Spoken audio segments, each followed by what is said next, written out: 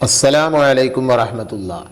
അബൂ ജുഹൈഫ റളിയല്ലാഹു അൻഹുവിൽ നിന്ന് നിവേദനം. അദ്ദേഹം പറയുന്നു, നബി സല്ലല്ലാഹു അലൈഹി വസല്ലമ ചുവന്ന ഒരു തോലിൻ്റെ കൂടാരത്തിൽ ഇരിക്കുന്നത് ഞാൻ കണ്ടു. ബിലാൽ റളിയല്ലാഹു അൻഹുവിനെ ഞാൻ കണ്ടത് നബി സല്ലല്ലാഹു അലൈഹി വസല്ലമ തങ്ങൾക്ക് ഉളൂ ചെയ്യാനുള്ള വെള്ളം കയ്യിൽ പിടിച്ചു നിൽക്കുന്നതായിട്ടാണ്. നബി സല്ലല്ലാഹു അലൈഹി വസല്ലമ ഉളൂ ചെയ്ത വെള്ളത്തിൻ്റെ ബാക്കിക്ക് വേണ്ടി ആളുകൾ തിരക്ക് കൂട്ടുന്നത് ഞാൻ കണ്ടു. നബി സല്ലല്ലാഹു അലൈഹി വസല്ലമ തങ്ങൾ ഉളൂ ചെയ്ത ആ വെള്ളം അത് ലഭിച്ച ആളുകൾ അവരുടെ ശരീരത്തിൽ തുടക്കുവാൻ തുടങ്ങി.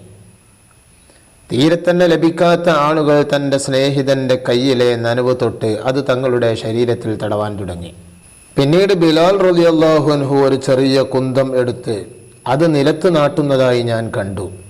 നബി സല്ലല്ലാഹു അലൈഹി വസല്ലമ കണങ്കാലിന് മുകളിൽ ഒരു ചുവന്ന വസ്ത്രം ധരിച്ചുകൊണ്ട് പുറത്തു വന്നിട്ട് ആ കുന്തത്തിൻ്റെ നേരെ തിരിഞ്ഞ് ജനങ്ങൾക്ക് ഇമാമായി നിന്ന് 2 റക്അത്ത് നിസ്കരിച്ചു.